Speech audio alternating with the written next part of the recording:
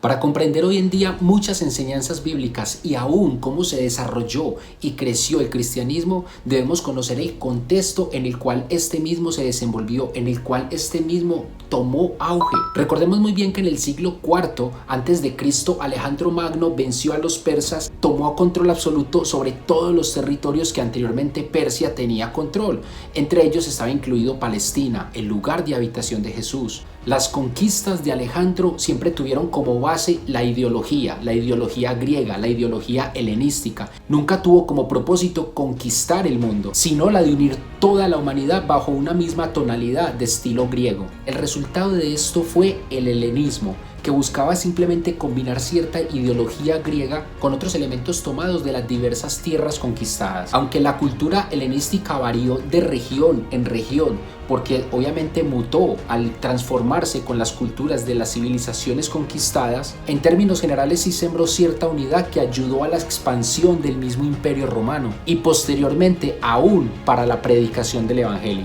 A diferencia de las demás naciones, los judíos no veían el helenismo como un aliado, sino por el contrario lo veían como una seria amenaza, puesto que parte de la ideología helenística era confundir los dioses de diferentes pueblos. Por ello es que veían una seria amenaza para el corazón de su fe monoteísta, pues Israel siempre proclamó Shema Israel Adonai Eloheinu Adonai Echad. Oye Israel, el Señor nuestro Dios, el Señor uno es. Ya sabemos que más adelante se desarrolló a raíz de esto todo lo que tiene que ver el conflicto con los macabeos y cómo estos se oponían a la tiranía ideológica de estos conquistadores sincretistas. Más adelante entran los romanos a tomar posesión del imperio con una política de tolerancia en cuanto a las costumbres de cada pueblo y aún en cuanto a la forma de estos manifestar su fe y su religión. En este mismo tiempo entra en escena Herodes, rey de Judea, que estaba obviamente simpatizado plenamente con el Imperio Romano y buscaba tener armonía tanto entre el pueblo como entre el mismo imperio, buscando helenizar al mismo pueblo para traer esa paz que ellos tanto estaban deseando. Más aún, los judíos insistían en rendirle culto a un solo Dios y ante el menor índice de amenaza se rebelaban de forma inmediata. Por esta razón es que continuamente se estaban manifestando rebeliones tras rebeliones y bajo este mismo contexto de rebeliones fue que nació y comenzó a crecer Jesucristo.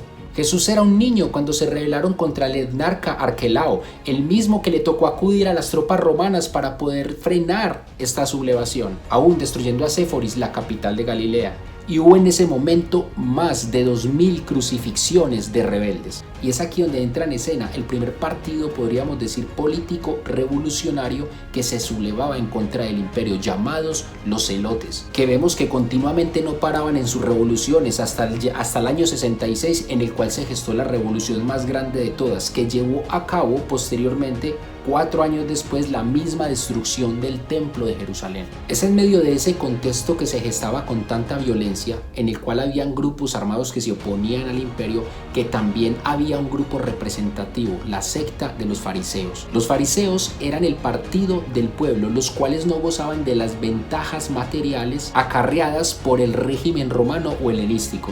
Para ellos lo más importante era asegurarse de cumplir la ley estrictamente aún en los tiempos difíciles en los cuales ellos estaban viviendo. Además, ellos se inclinaban a creer y a enseñar en doctrinas que no tenían mucho respaldo tradicional de los ancianos, pero que llevaban a una espiritualidad del pueblo en cuanto a temas tales como la resurrección, los ángeles, etc. En contraparte de los celotes, eran los encargados de meter esa parte legalista de la letra en las personas, más que una ideología revolucionaria. Por otra parte, estaban los saduceos, que eran totalmente contrastados con los fariseos. Estos estaban en consonancia total con la aristocracia y tenían mucha afinidad con el imperio y constantemente siempre estaban buscando la forma de colaborar con el mismo. Aún la mayoría de los sumos sacerdotes pertenecían a los saduceos, a esta misma clase social. También en contraste con los fariseos, el principal objetivo de los saduceos tendría que ver con toda la parte ceremonial, con toda esa parte de culto dentro del mismo templo que estaba en esos momentos edificado.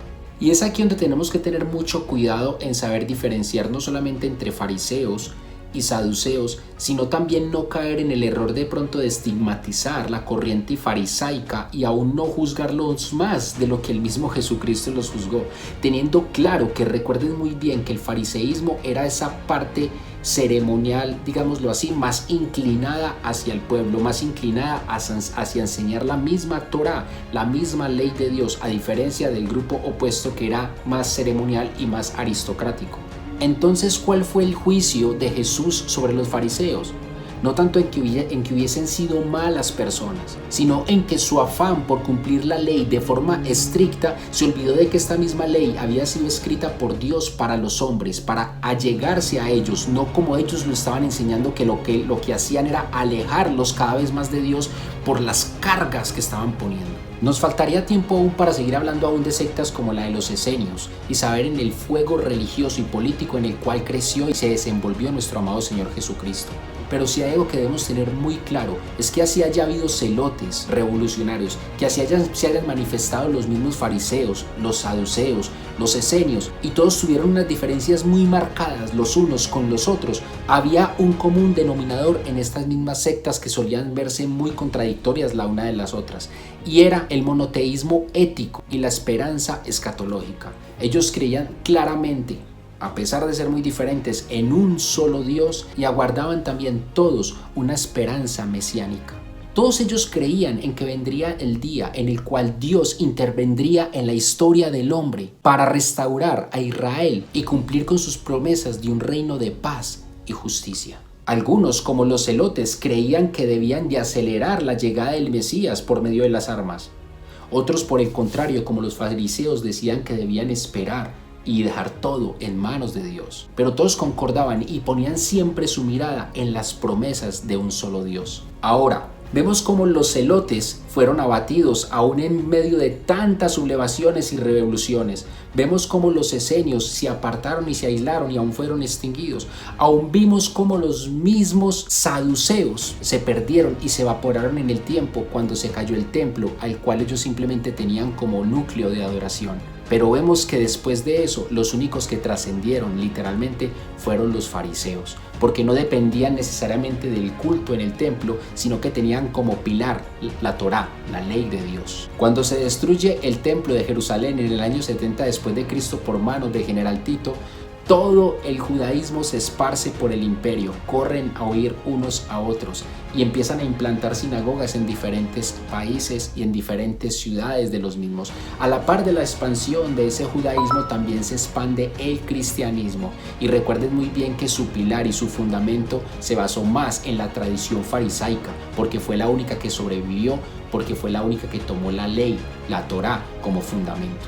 Y es allí donde deseo culminar la charla. Paradójicamente, aquello que suena como un juicio, como una condenación, como un rótulo o un adjetivo de discriminación, fariseo, se convirtió necesariamente en la base, no solamente del judaísmo, sino aún como beneficio para la propia expansión del cristianismo, el fariseísmo.